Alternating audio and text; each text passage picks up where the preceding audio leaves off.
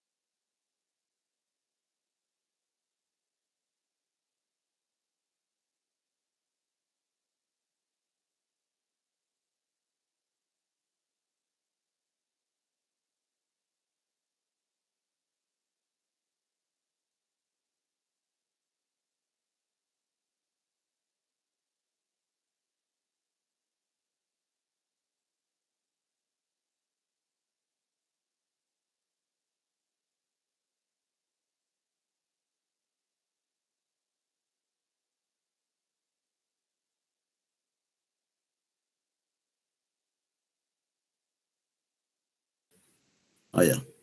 Había perdido la... ¿Me están escuchando ahí, no? Sí, recién, doctor, pero todavía no se ve su pantalla. Ya, perdón. Espérenme un segundito ya. Vamos a... ¿Dónde era? Ya, acá.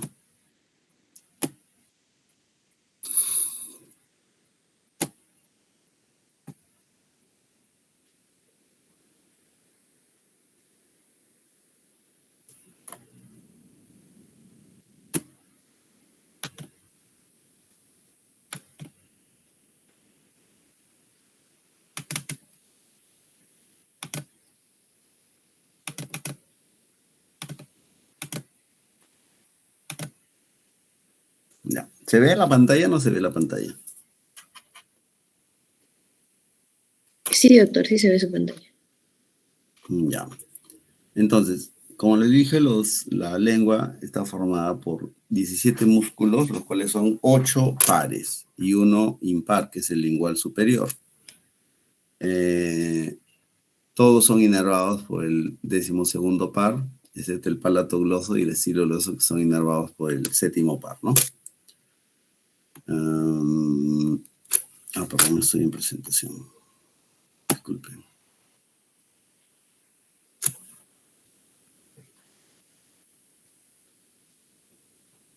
Ya.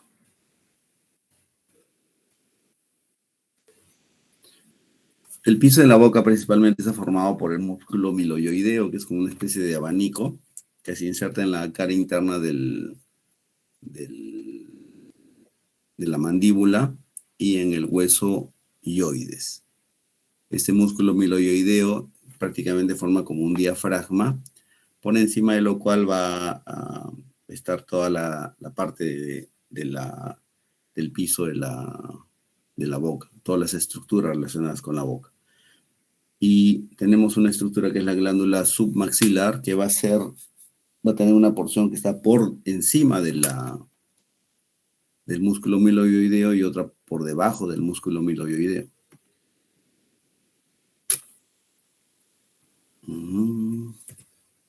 Ok. Bien.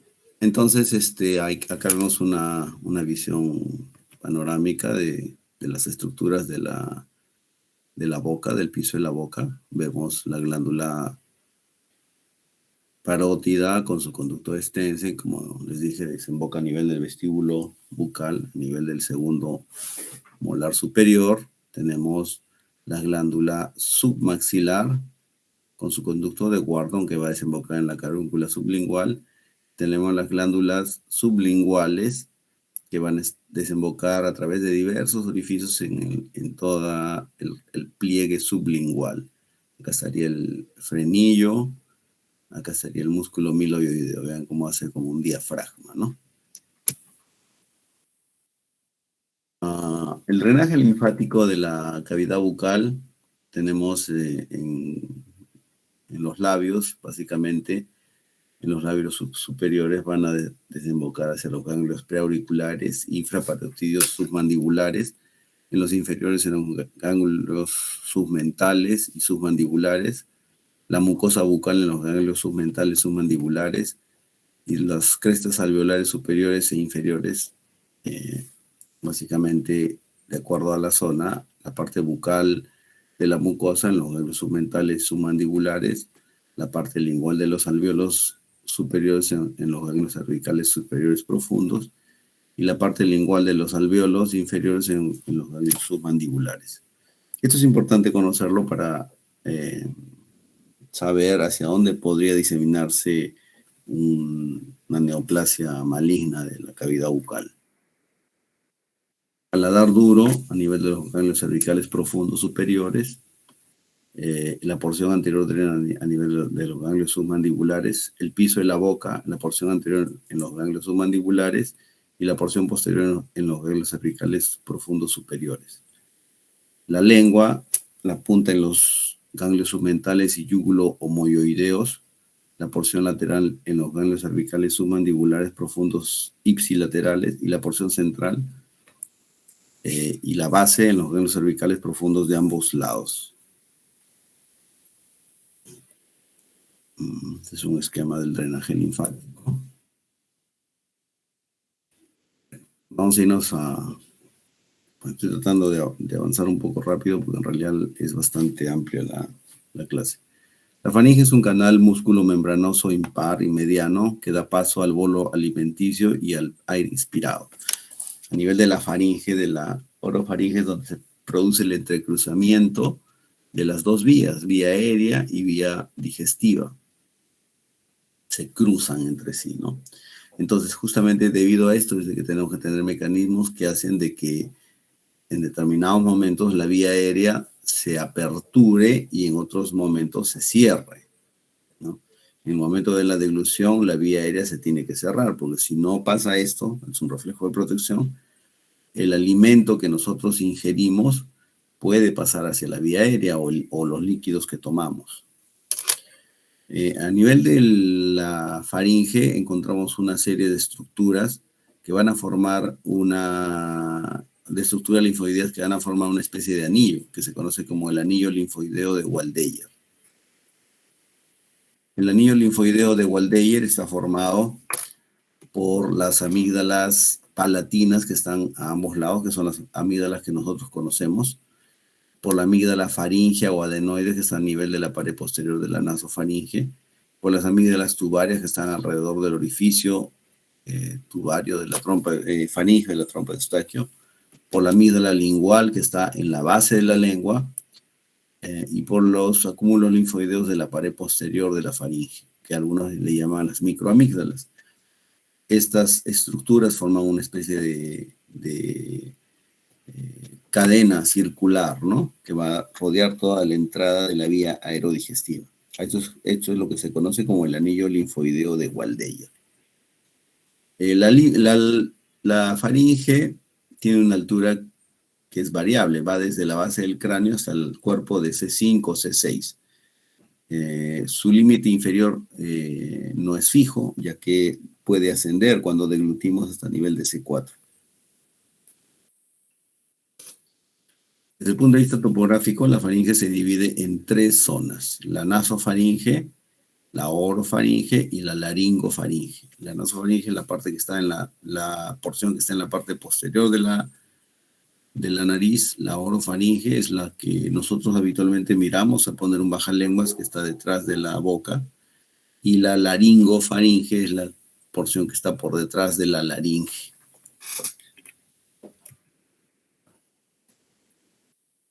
La nasofaringe va desde la base del cráneo hasta el velo del paladar. Se cierra por acción de los músculos del velo del paladar que ya revisamos. Dentro de las estructuras importantes del anillo linfoideo de Waldeyer tenemos la amígdala faríngea o adenoides, que vendría a ser esta zona, y la amígdala tubaria, que está alrededor del orificio faríngeo de la trompa de Eustaquio. Por delante tenemos los orificios de las coanas y lateralmente tenemos los orificios de la trompa de Eustaquio con con el rodete tubario, la fosa de Rosenmüller.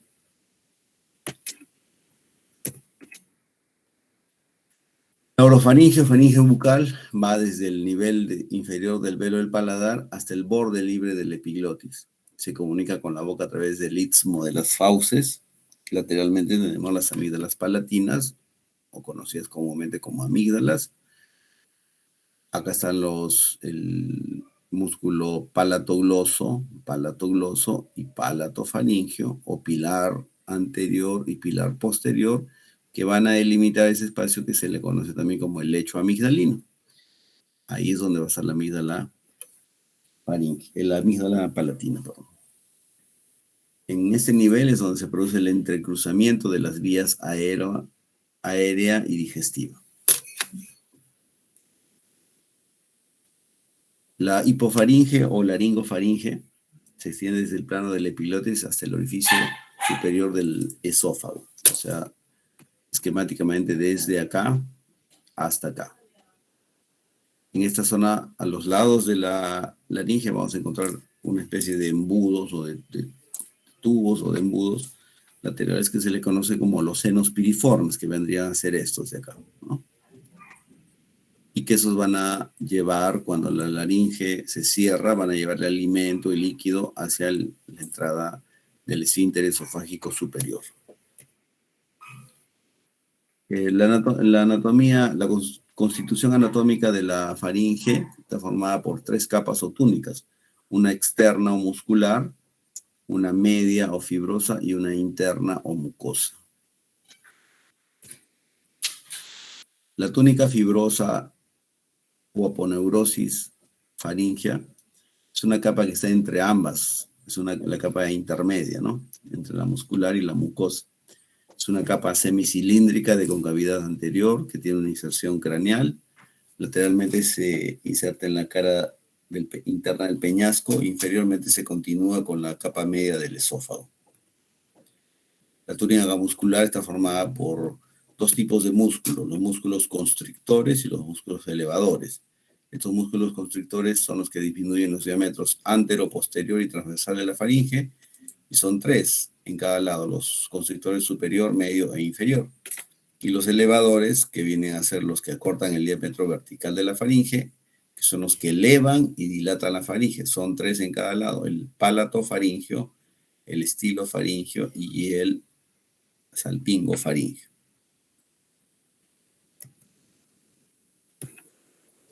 Acá tenemos los músculos constrictores superior, medio e inferior. Igual, y los otros músculos también, los salpingofaringios, palatofaringios y estilofaringio.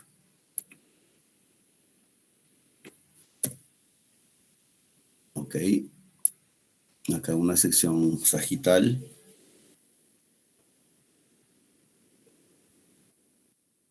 La mucosa está formada por un epitelio pavimentoso estratificado. En su porción nasal es gruesa, en su porción bucal es delgada y nuevamente se engrosa en la parte de laringe. Dentro de su estructura hay glándulas mixtas, mucosas y serosas, y también parte del anillo de Waldeyer. Ahí está, digamos, localizada las estructuras del anillo de Waldeyer. Ahí está más o menos esquemáticamente el anillo de Waldeyer, ¿no? Las adenoides o amígdala faringe, que estaría en la parte superior y central, ¿no? Las amígdalas tubarias, que están alrededor del orificio de la trompa de Eustaquio. Las amígdalas palatinas, los acúmulos de la pared posterior de la faringe, y la amígdala lingual, ¿no? La boca y la faringe participan en varias funciones, ¿no? La deglución, el gusto, la respiración, la articulación de la palabra. Básicamente vamos a tratar sobre la deglución. La deglución es una función muy importante en el ser humano. Nosotros deglutimos saliva más o menos unas 24 veces por hora. y esta deglución involucra la participación de diferentes niveles a nivel del sistema nervioso central y más de 40 músculos pares, la mayoría de los huesos de cabeza y cuello. Tiene 4 fases: la fase preparatoria oral, la fase faríngea y la fase esofágica. La fase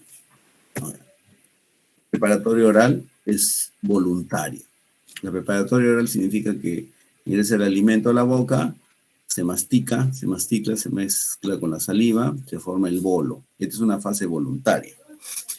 La fase oral también es una fase voluntaria, en la cual la lengua impulsa el bolo hacia la parte posterior de la boca y hacia la faringe. La fase faríngea es involuntaria, en la tercera fase, en la cual una vez que el bolo es impulsado por la lengua y atraviesa el istmo de las fauces, comienza un proceso involuntario, que va a ser contracciones de los músculos faringios, transporte del bolo hacia el esófago por acción de diversos pares craneales, y en esta fase faríngea se cierran las comunicaciones o las vías hacia la vía aérea. El paladar blando se pega hacia la pared posterior de la faringe, la laringe asciende hacia arriba, bueno, valga la redundancia, ¿no? Asciende la faringe gracias a los músculos elevadores de la faringe, asciende la laringe, se contraen los músculos que cierran la glotis, que eso también se va a ver en la clase de laringe. Se contraen los músculos que cierran la glotis, se contrae el músculo que cierra la epiglotis y se abre el esfínter esofágico superior. Entonces, todo esto se va a llevar a cabo en un tiempo inferior a 1 segundo. ¿Ya? Es como que en un instante determinado se abren algunas puertas y se cierran algunas puertas, ¿no? En el mismo momento. Si hay una diferencia de fracciones de segundo, se puede alterar el reflejo deglutorio y esto generaría una alteración en la deglución que se llama disfagia. La disfagia es la alteración en la deglución, la dificultad en la deglución. Y la fase esofágica, que también es involuntaria, y se inicia con la apertura del esfínter esofágico superior, y el bolo se va a ir desplazando desde el esófago hacia el estómago gracias a la peristalsis esofágica. Tiempo más o menos de esta fase esofágica, entre 10 a 15 segundos. Se vean que la fase preparatoria oral y oral son voluntarias, o sea, voluntarias quiere decir que nosotros podamos tener el alimento en la boca mucho tiempo o poco tiempo, y una vez que nosotros le ordenamos a nuestro sistema nervioso central, ordena a que la lengua impulse el alimento hacia la faringe, de ahí empieza la fase faríngea que dura menos de 1 segundo, que es involuntaria, y luego, una vez que se abre el esfínter esofágico superior, la fase esofágica, que también es involuntaria, y que lleva el bolo a través del esófago por la peristalsis esofágica, que esa fase demora entre 10 a 15 segundos. El gusto también es otra función de boca y faringe. Es la sensación particular que despierta en la cavidad oral diversas sustancias químicas llamadas sustancias sápidas. Los receptores gustativos del gusto principalmente están localizados a nivel de la lengua, pero también puede haber receptores gustativos a nivel del paladar blando, de las paredes laterales de la orofaringe, en la cara posterior del epiglotis, en la hipofaringe y en las paredes altas del esófago. Como les dije, tenemos varios tipos de papilas. Tenemos las filiformes, las fungiformes, las foliadas, las caliciformes, ¿no? Acá está la inervación que tiene la lengua graficada en este esquema. Vemos que la parte anterior, los 2 tercios anteriores vía el nervio cuerdo del tímpano, son inervadas desde el punto de vista gustativo por la el nervio cuerda del tímpano, la rama del facial. Entonces, una de las evaluaciones cuando uno evalúa el facial es esta, ¿no? Evaluar el gusto en los 2/3 anteriores de la lengua. ¿Ok? El trigémino, el glosofaringio, el vago, tienen también que ver con la inervación de la lengua. Bueno, esto en cuanto a la primera parte, ¿sí? Que sería la parte de fisiología, anatomía y fisiología. Ahora,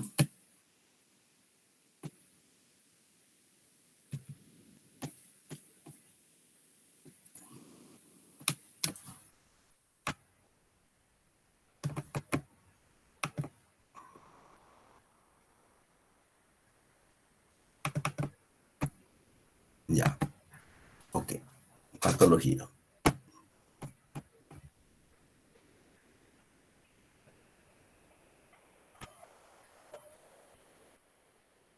Patología de... ¿Hasta aquí tienen clases? Ustedes 3:30 creo que me han dicho. Sí, doctor. Bueno, hoy no tenemos porque tenemos examen, pero sí a las 3:30 normalmente. Ya, ok, vamos a tratar de acabar 3:30. Bueno, en cuanto a patología de boca y faringe,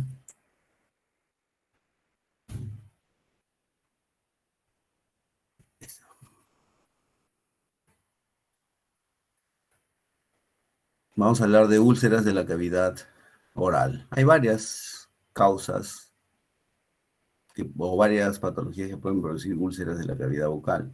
Por ejemplo, infecciones como la herpangina, herpes simple, bacterianas como la angina de Vincent, la tuberculosis, la sífilis, micóticas como la candidiasis, desórdenes inmunes como las úlceras aftosas, el síndrome de Behçet, traumáticas como causas físicas como la mordida de las mejillas por dientes, digamos, que estén desgastados o filudos, químicas, térmicas, neoplasias, desórdenes dermatológicos que pueden dar lesiones en boca, desórdenes hematológicos, alergia a drogas, deficiencias vitamínicas y una serie de causas misceláneas, ¿no? Hablar de cada una de ellas es pues extenso, ¿no? O sea, sería un montón de tiempo hablar de cada una de estas patologías. Hablaremos de lo más común. La herpangina. La herpangina es una infección por el virus Coxsackie que afecta principalmente a niños, que comienza con unas vesículas pequeñas múltiples a nivel de los pilares o del paladar. Y estas vesículas, al romperse, van a formar úlceras de 2 a 4 milímetros de base amarillenta y que son bien dolorosas, ¿no? Una de las características de esta herpangina es que duele mucho. Es una enfermedad viral, por lo tanto el tratamiento es sintomático, con analgésicos, antiinflamatorios, tanto sistémicos como tópicos. El tiempo aproximado, una semana. La gingivoestomatitis herpética causada por el virus del herpes simple. Tenemos dos tipos, la infección primaria o la infección secundaria o recurrente, que se da principalmente en adultos. Igual también son lesiones de tipo vesicular, que van a afectar diversas partes de la cavidad bucal, de la mucosa bucal, y que se caracterizan por vesículas confluyentes, que van a, sobre todo en la infección primaria, y en el adulto, la típica forma es la infección del herpes labial, que se le conoce, ¿no? Que son la presencia de vesículas confluyentes a nivel del borde bermellón del labio, de cualquier labio superior o labio inferior. La enfermedad mano-pie-boca, que es una infección viral causada por el virus Coxsackie también. Y las lesiones orales afectan el paladar, la lengua, la mucosa oral, perdón. Y también hay vesículas en piel de manos, pies y a veces en nalgas. Infección viral, tratamiento sintomático. La angina de Vincent, causada por una serie de bacilos fusiformes y una espiroqueta que es la Borrelia vincenti.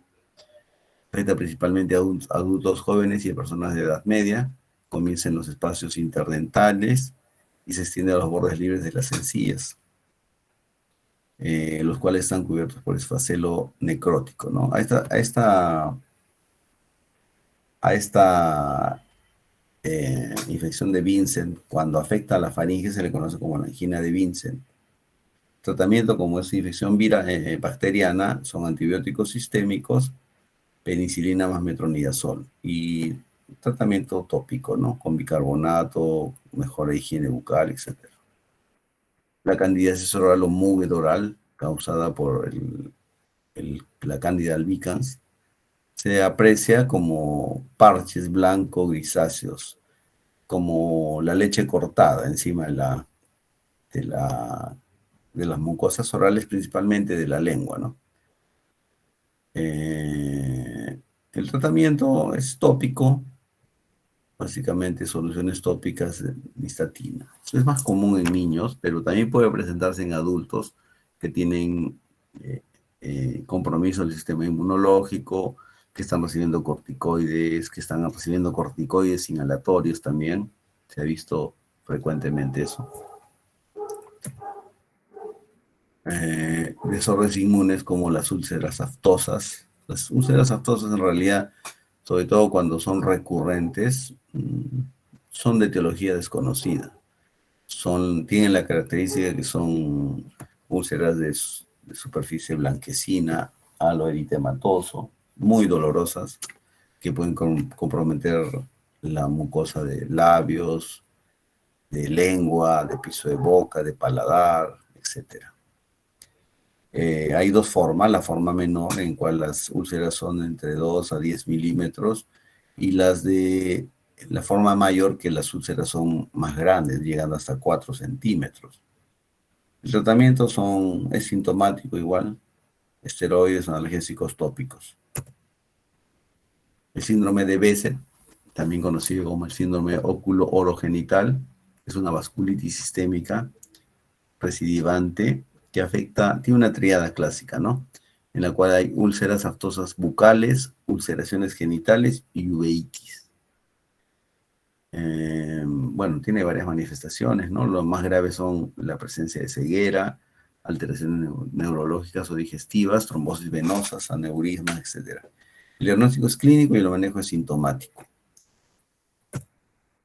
Las úlceras traumáticas de la cavidad oral, sobre todo causadas por dientes con bordes irregulares, ¿no? Piezas dentarias que a veces se quiebran, queda la pieza dentaria filuda y al masticar genera una úlcera crónica. Muchas de estas lesiones a veces pueden simular una lesión maligna, ¿no? Si uno ve esta úlcera en un paciente, muchas veces está pensando primero en un cáncer de lengua. Y si vemos bien, mire este caso con extirpación de la pieza dentaria que está causando la lesión, se soluciona el problema.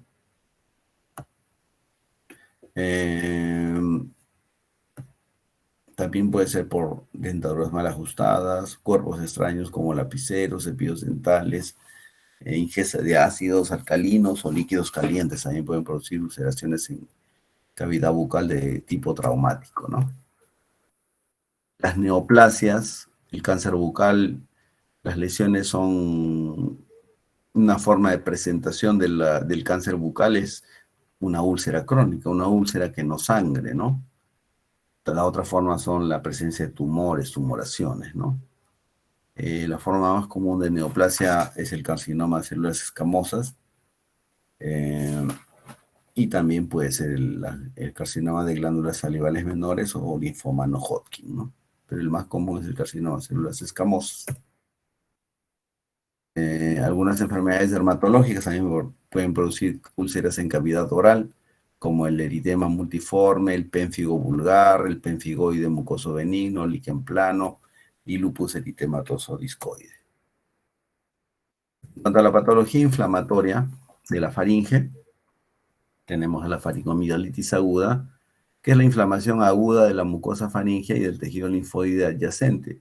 La etiología infecciosa generalmente puede ser viral o bacteriana, inclinándonos sobre todo por frecuencia la etiología viral. Más o menos tres de cuatro son virales, ¿no?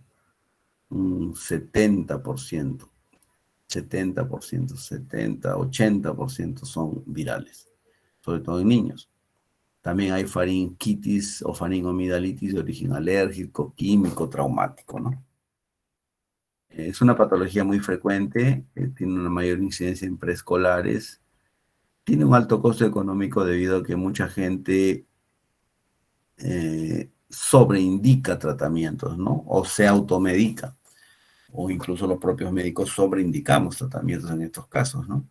Muchos de estos casos, como le dije, son virales y pueden responder fácilmente a un manejo sintomático. Sin embargo, casi en la mayoría de pacientes que tienen una molestia de la garganta, vemos que les dan antibióticos, y les dan antibióticos incluso por vía parenteral. Y muchas veces el paciente ni tiene fiebre, nada, ¿no? O tiene una molestia, pero no tiene una gran molestia. Entonces, eso eleva los costos. Un tratamiento parenteral ya te eleva costos porque el medicamento es más caro, porque la aplicación del medicamento es más cara, porque no va a ser pues un solo día que te vas a aplicar los inyectables, y eso implica también otro gasto adicional. Complicaciones, rara vez se complican las faringoamigdalitis agudas. Bueno, acá puse la automedicación porque lamentablemente en nuestro medio los antibióticos se venden libremente. No es como en otros países donde para comprar un antibiótico uno tiene que tener una receta médica. En cambio, acá en nuestro país cualquiera se va a comprar un antibiótico y muchas personas se automedican. Y esto genera, cuando hablamos con los chicos del seminario, esto genera un problema que es muy serio, o acrecienta un problema a nivel mundial, que es la resistencia bacteriana. Y la faringe es una de los sitios donde más comúnmente se sobreindica antibióticos. Nosotros tenemos una flora bacteriana normal en la faringe, formado por aerobios y anaerobios, y que muchas veces, si alguno de estos gérmenes sale positivo en un examen de faringe, un cultivo de faringe, hay muchos colegas que comienzan a dar antibióticos, a pesar de que estamos recalcando que estos son gérmenes normales de la faringe. La etiología viral, una serie de virus: rino, corona, adeno, virus influenza A y B, herpes virus, coxsackie virus Epstein-Barr, virus del citomegalovirus. Bueno, me han visto que he puesto el coronavirus, ¿no? El coronavirus, bueno, coronavirus hay hace tiempo, ¿no? No es que recién a raíz de la pandemia estamos viendo coronavirus. Pero este tipo de coronavirus, pues el que causó la pandemia, pues diferente, ¿no? Ahora ya están viendo ustedes de que prácticamente todo se está normalizando, ya el virus, cuando se presenta la infección por el virus, ya es una infección leve, casi como decirles una influenza o algo así, ¿no? O un resfriado, ¿no? Sin embargo, en las personas que no están protegidas puede generar más problemas, o en las personas que tienen factores de riesgo, los extremos de la vida, las personas con comorbilidades podrían generar mayor riesgo, ¿no? Pero en general, como va a pasar está pasando y va a pasar a largo plazo, el virus va a ser como cualquier virus, y nosotros simplemente vamos a tener que cuidarnos, vacunación y medidas de protección. Y cuando tengamos la infección, básicamente el tratamiento sintomático, ¿no? Hay muchos colegas que a los pacientes con infecciones no complicadas del coronavirus, infecciones con síntomas similares a un resfriado común, le están dando antibióticos, ¿no? Cuando sabemos que los antibióticos no tienen nada que ver con los virus. Se da antibióticos se daba antibióticos o se sigue dando antibióticos en algunos casos de coronavirus en los cuales se sospecha de complicación de tipo respiratorio alto, ¿no? Oh, perdón, respiratorio bajo. Y la etiología bacteriana, básicamente, por una serie de gérmenes, pero principalmente por el virus, el estreptococo beta hemolítico del grupo A, ¿no? O el estreptococo biógenes. Pero también el estafilococo, micoplasma, clamidia, Corynebacterium, Neisseria gonorrea, etc. Tiene un periodo de incubación variable, dependiendo del germen, dependiendo de la cantidad del inóculo, en los cuales va a haber escalofríos, puede haber fiebre, que generalmente no es muy alta, cefalea, malestar, anorexia, puede haber odinofagia severa, con irradiación hacia los oídos. Generalmente cuando la odinofagia es fuerte, intensa, sugiere un proceso bacteriano. Voz gangosa cuando se congestiona la nariz o la nasofaringe. Y en niños, disminución del apetito para sólidos y temperatura elevada. Ok, cuando examinamos, ponemos nuestro bajalengua y vamos a ver una inflamación a nivel de las amígdalas, con aumento de volumen, enrojecimiento del velo, cavum e hipofaringe. Puede haber, si se trata de infecciones de tipo bacteriano, principalmente exudado blanco amarillento, no adherente a nivel de las, eh, de las amígdalas. La úvula puede estar hematizada. Y habitualmente cuando hay infección bacteriana va a haber infartamiento, ganglionar, cervical, doloroso. Diagnóstico básicamente clínico.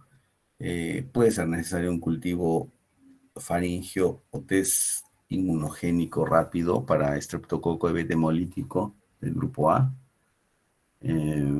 Habitualmente no hacemos un cultivo en faringitis aguda, damos un tratamiento empírico, ¿no? Basado básicamente en los gérmenes más comunes que producen las infecciones. Si le hiciéramos un hemograma, que habitualmente tampoco lo hacemos de rutina, en un paciente que venga por consulta, podemos encontrar leucocitosis entre 10.000 a 14.000 con desviación izquierda y eosinopenia y la velocidad de sedimentación elevada. Complicaciones de las faringomidalitis o la faringitis sistémica, síndrome de shock tóxico, sepsis estreptocócica, fascitis necrotizante. Locales, absceso flemo-periamigdalino, absceso retrofaringio, linfadenititis cervical supurada, celulitis cervical.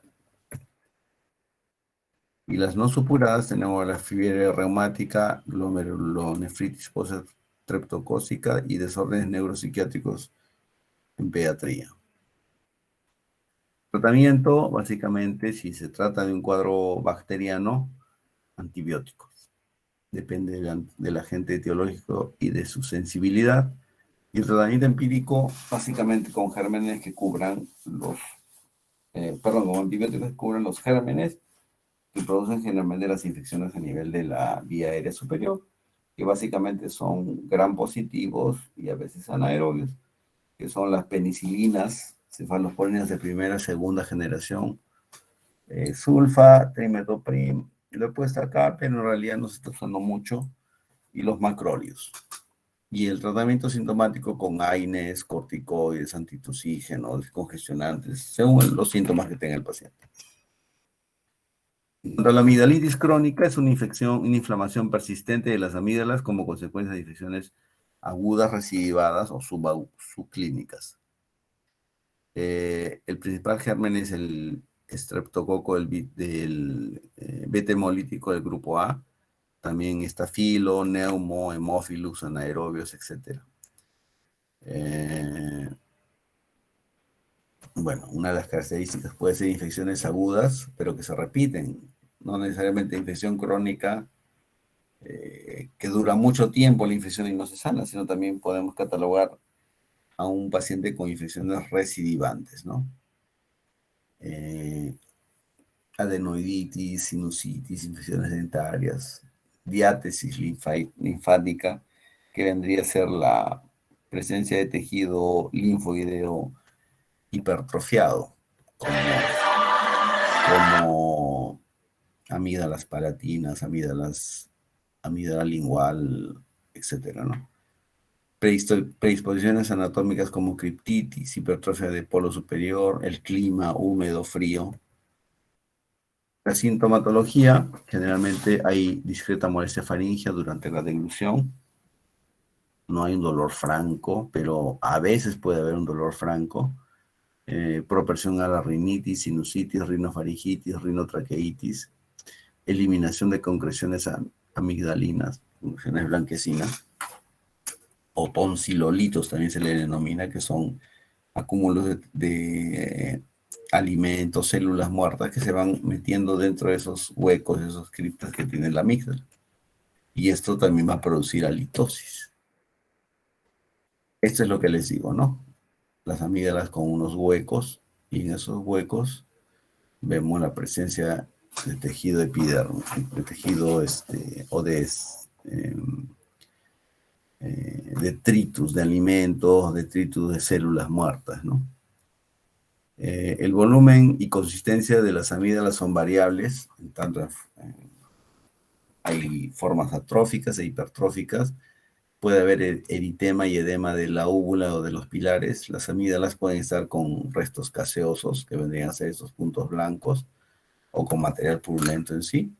Y generalmente va a haber adenopatías yugulo-carotídeas sin periadenitis. Son amígdalas, por ejemplo, crípticas, ¿no? Miren cómo está acá la úvula, acá está la amígdala y se ve que hay unos huecos ahí adentro. Igual acá, ¿no? La úvula y las amígdalas y estos huecos.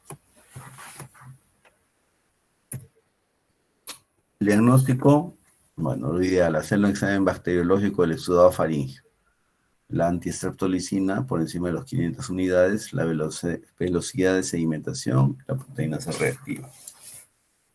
Complicaciones locales, cálculos, quistes amigdalinos, flemón periamigdalino es una complicación local de faringoamigdalitis, por vecindad, rinitis, sinusitis a repetición, otitis, laringitis. Estas complicaciones generales, como la fiebre reumática y la glomerulonefritis postestreptocócica, cada vez se ven menos, probablemente por el advenimiento de antibióticos o de mejores antibióticos, que están impidiendo de que se llegue a este tipo de complicaciones. Tratamiento médico, básicamente antibióticos, antisépticos en los brotes agudos, permeabilización nasal, sobre todo si el paciente tiene una hipertrofia de cornetes o una desviación del tabique, para corregir la respiración normal que vendría a ser la respiración nasal. Tratamiento quirúrgico, amigdalectomía, se puede hacer la técnica clásica, con aparatos, con radiofrecuencia, con láser, etcétera. Ok, y estas son unas indicaciones, según la Academia Americana de Otorrinolaringología. Hay varias indicaciones para operar amígdalas. Básicamente, ¿qué cosa? Amigdalitis estreptocócica a repetición. La hipertrofia amigdalina también es una indicación no absoluta, pero relativa. El absceso periamigdalino a repetición, el cáncer de amígdala o la sospecha de cáncer de amígdala también es una indicación de amigdalectomía. ¿Ok? Y la técnica quirúrgica, que bueno, se la muestro acá, pero no es el objetivo de esta práctica, ¿no? Ahí estamos poniendo una típica disección clásica de la amígdala, ¿no? Se hace un cortecito en el pilar anterior y se busca el plano de la cápsula amigdalina y se va extirpando poco a poco, se va decolando hasta que sale toda la amígdala, se saca al final el polo inferior, ¿no? Como ustedes ven acá, ¿no? Se va sacando, se va sacando. Este es lo que está en esta foto, lo que está abajo, esa es la parte superior, y lo que está arriba es la parte inferior de este esquema. Ok, la adenoiditis hipertrófica se denomina así el crecimiento crónico de la amígdala faríngea o de Luschka, principalmente en la primera infancia. Es raro en adolescentes y adultos, ¿no? La amígdala faríngea vendría a ser esta, que viene a ser parte del anillo linfoideo de Waldeyer, y que en algunos niños es grande y le deja un espacio muy pequeño para que pueda respirar adecuadamente. No se sabe exactamente la causa por qué se produce la hipertrofia de adenoides, pero se postula que podría ser por dos causas principales, ¿no? Infecciones a nivel del nasofaringe en forma recurrente, rinitis, rhinosinusitis, adenoiditis o alergias respiratorias. Sin embargo, no todos los niños con infecciones faringiales de adenoides o no todos los niños con hipertrofia de adenoides tienen infecciones faringes recurrentes. Y las alergias, igual. Hay un porcentaje importante de niños con alergia respiratoria que tienen adenoides y hay otro porcentaje importante de niños con alergia respiratoria que no hacen adenoides. Entonces, no es una causa directa, sino es un factor, ¿no? Las infecciones y la alergia son factores que pueden predisponer a que un niño haga hipertrofia adenoidea o adenoiditis hipertrófica. ¿Cuáles son los síntomas? Principalmente, ¿qué cosa? Un cuadro de obstrucción nasal crónica, ¿no? Un niño pequeño con obstrucción nasal crónica, lo primero que pensamos es adenoides. Un adulto con obstrucción nasal crónica, lo primero que pensamos es en desviación del tabique o cornetes hipertróficos, ¿no? Vean que es diferente tanto en niños como en adultos. ¿Puede haber infecciones del oído medio? Sí. ¿Por qué? Porque el orificio de la trompa de Eustaquio está cerca, está por ahí nomás donde está el adenoides. Y si el adenoides crece mucho, podría obstruir la trompa de Eustaquio y producir una infección o una inflamación del oído medio. Sinusitis crónicas, hipoacusias por otitis media secretoras. El cuadro clínico, los signos, facies adenoidea, paladar ojival. Paladar ojival es un paladar que tiene una curvatura más profunda, ¿no? Mala oclusión dentaria, si ustedes le hacen cerrar los dientes al niñito, en la parte de adelante no juntan los dientes. Eso se llama la mordida abierta. Y alteraciones ópticas, como ya dije, perdón, alteraciones ópticas por la obstrucción mecánica del orificio de la trompa de Eustaquio. Ok, entonces cuando vemos un niñito con adenoides, vamos a ver una cara típica, ¿no? Un niño con la cara entreabierta, respirando por la boca por ratos, ¿no? Que a veces se le da, algunos lo describen con un aspecto medio atontado, entre comillas, ¿no? Sin ser discriminativo, pero eso tenemos que observar, tratar de observar nosotros en nuestro paciente, ¿no? Vean, problemas de paladar, de mordida, vean, no muerde, acá atrás muerde y acá adelante no muerde, ¿no? Estos son chicos nuestros, ¿no? Paladar ojival, que es un paladar muy profundo.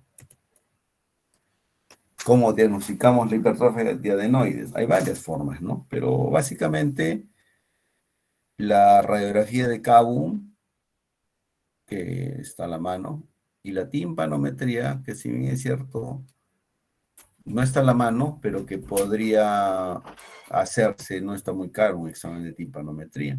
Se puede hacer una nasofibroscopía, pero se necesitaría endoscopios de diámetro más pequeño que el habitual que usamos en el adulto, tomografía, etcétera, ¿no? Pero básicamente rayos X de Kabum. Según la radiografía de Kabum, nosotros clasificamos las hipertrofias de adenoides en 4 grados. Ya las hipertrofias de primer grado, donde el adenoides ocupa un 0 a 25%, que vendría a ser, digamos, el tamaño normal del adenoides, ¿no? El adenoide de segundo grado, en el cual el adenoides ocupa un 50% de este espacio, desde el hueso hasta el paladar. Si ocupa entre 25 a 50% es un segundo grado. Por encima del 50% es un tercer grado y por encima del 75% es un cuarto grado. En este caso, por ejemplo, sería un cuarto grado. La nasofibroscopía se puede hacer, pero el problema es de que hacer una nasofibroscopía en un niño muy pequeño es difícil. Una naso se puede hacer si tenemos un niño colaborador 7 años, 8 años, pero generalmente la, la hipertrofia de adenoides es en niños más pequeños, 2 años, 3 años, y difícil hacer una naso en un niño de esa edad, ¿no?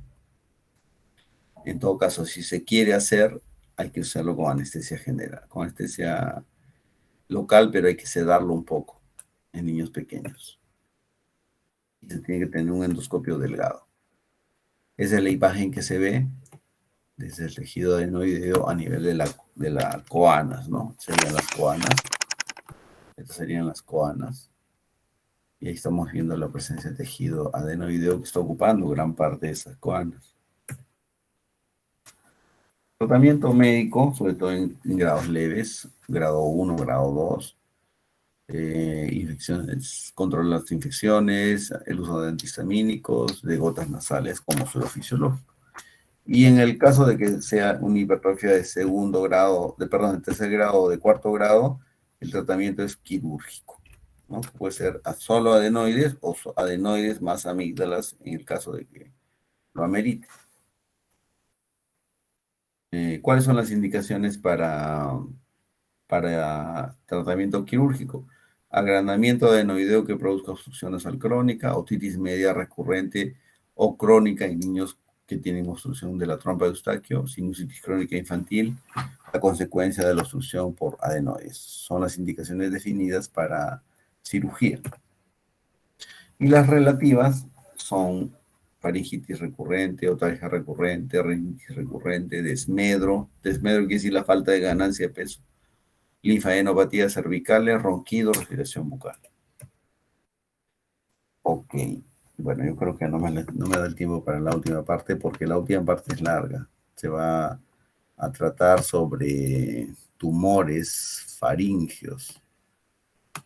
Tumores faringios es una presentación que tiene bastantes diapositivas. Yo creo que esa parte de tumores faringios las vamos a, como ya es una parte ya más, no tan grande como el total, vamos a programarla para otra fecha para no interferir con sus clases o con sus exámenes, con su examen. ¿De qué tiene examen hoy día?